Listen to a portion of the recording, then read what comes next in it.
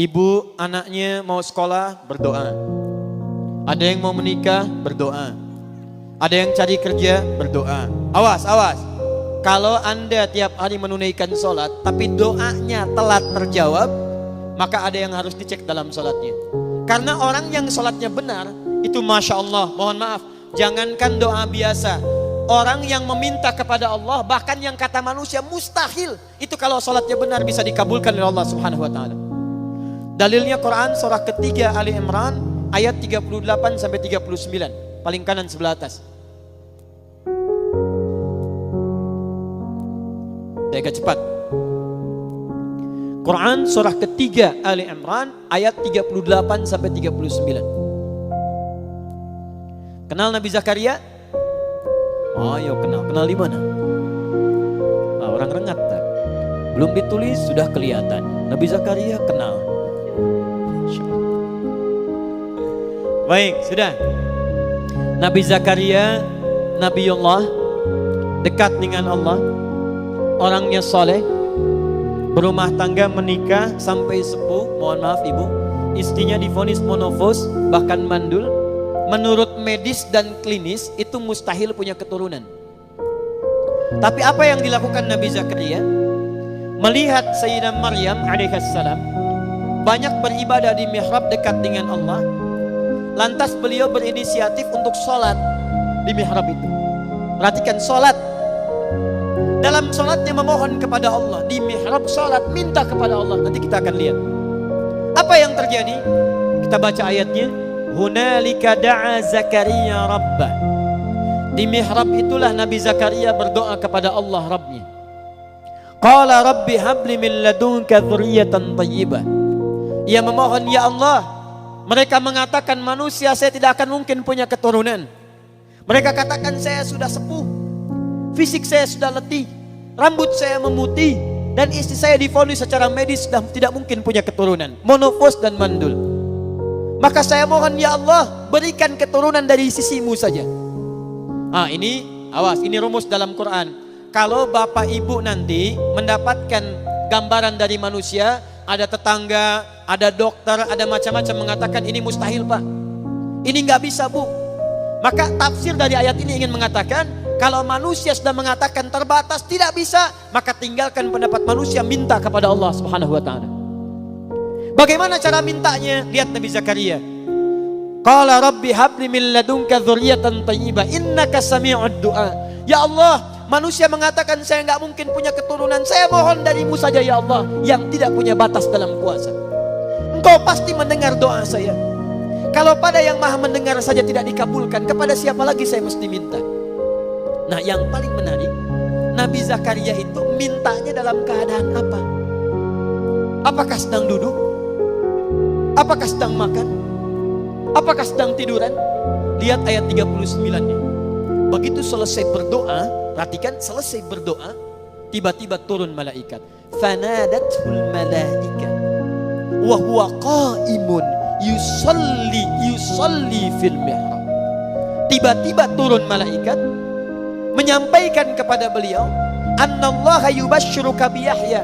Jadi baru selesai berdoa, turun malaikat, hei Yahya, hei Zakaria, kamu dapat kabar gembira dari Allah, kamu akan punya keturunan. Bahkan langsung namanya dari Allah, Yahya. Dari kata Al-Hayyu, artinya hidup. Yang mustahil kata manusia, lahir dari rahim seorang perempuan yang monopos dan mandul, bayi yang hidup. Kata Allah, bagi saya nggak ada yang mustahil. Jadi hidup. Kapan dia berdoanya? Wa huwa qa'imun yusalli fil mihrab. Ternyata beliau berdoanya masih berdiri dalam sholatnya. Nabi Zakaria sholat bu, berdoa kepada Allah. Sholatnya belum tuntas. Perhatikan dahsyatnya. Sholatnya belum selesai, doanya sudah dikabulkan. Belum selesai sholatnya, kata Quran, qa'imun yusalli. Beliau masih berdiri dalam sholatnya. Sholatnya belum tuntas. Minta kepada Allah dalam sholat. Sholatnya belum salam, belum selesai. Baru selesai berdoa, langsung dikabulkan. Ini orang sekarang. Sholat sudah tuntas. Dalam sholat minta Rabbik firli warhamni wajburni, sampai minta ke 7 sampai 8 permintaan. Sujud minta lagi. berdiri minta lagi, ruku minta lagi. Bahkan setelah sholat pun masih minta. Ya Allah, mohon berikan saya rizki. Tadi yang dalam sholat apa? Yang tadi warzukni.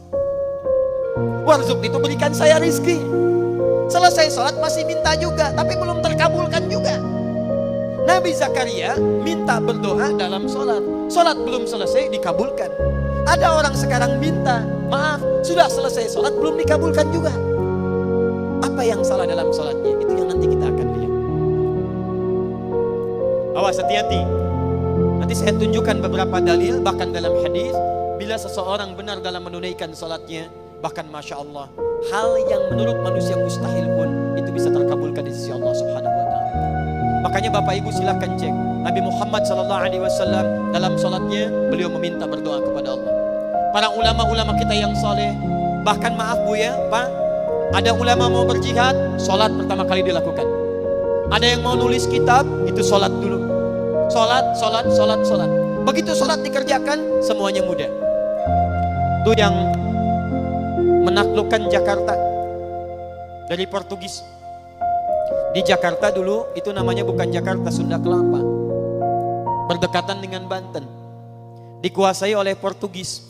Datang ke Indonesia, ke Nusantara lewat Malaka, Selat Malaka tahun 1511. Menguasai wilayahnya wilayah Portugis, wilayah Sunda Kelapa. Siapa yang membebaskan itu? Namanya Fatahillah. Dikenal dengan Faletehan. Itu menantu Sunan Gunung Jati, menikah dengan anak keduanya perempuan. Anak pertama namanya Muhammad, anak keduanya perempuan menikah dengan Fathullah atau Fatahillah. Datang kemudian ditugaskan untuk membebaskan Sunda Kelapa. Sebelum berangkat sholat, wudu, minta kepada Allah. Begitu berangkat dimudahkan oleh Allah Subhanahu wa Ta'ala. Wa ma ramaita idh ramaita. Bukan panah yang kau lemparkan, tapi Allah yang memberikan kemudahan-kemudahan dalam semua itu. Berhasil dibebaskan di bulan Ramadan, tanggal 22 Ramadan tahun 933 Hijrah. Bertepatan dengan 22 Juni 1527. Begitu dibebaskan, karena tahu yang membantunya Allah, maka diganti nama Sunda Kelapa menjadi nama yang ditetapkan dalam Al-Quran. Surah ke-48 ayat pertama. Inna fatahna laka fatham mubina. Fatham mubina dalam bahasa lokal disebut dengan Jayakarta, disingkat Jakarta.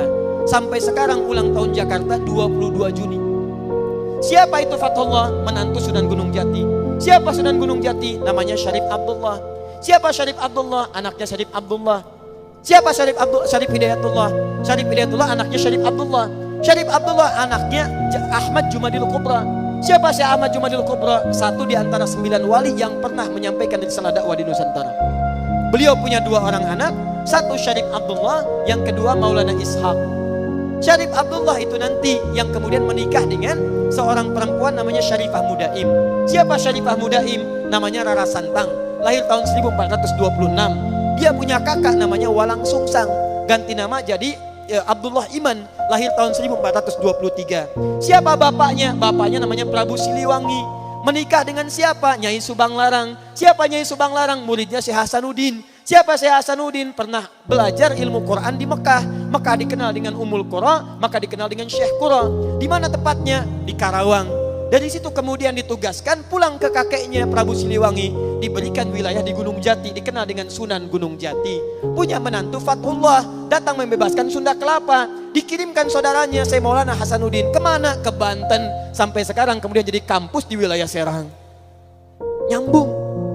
Anak keduanya Maulana Ishaq. Dari Maulana Ishaq tadi melahirkan siapa? Melahirkan Kiai Haji Ahmad Dahlan, pendiri Muhammadiyah. Tanggal 18 November tahun 1912. Saudaranya Kiai Haji Hasim Asy'ari mendirikan Nahdlatul Ulama, disingkat dengan NU. Tanggal 31 Januari tahun 1926. Jadi NU dengan Muhammadiyah itu bersaudara pendirinya. Berasal dari Ahmad Jumadil Kubra. Siapa Ahmad Jumadil Kubra? Keturunan dari Ali Zainal Al-Kabir. Siapa Ali Zainal Al-Kabir? Keturunan Ali Zainal Abidin. Siapa Ali Zainal Abidin? Dari Al-Husain. Al-Husain adiknya Al-Hasan. Al-Hasan anaknya Ali bin Abi Thalib. Suaminya Fatimah Az-Zahra, putri Rasulullah sallallahu alaihi wasallam. Masih nyambung.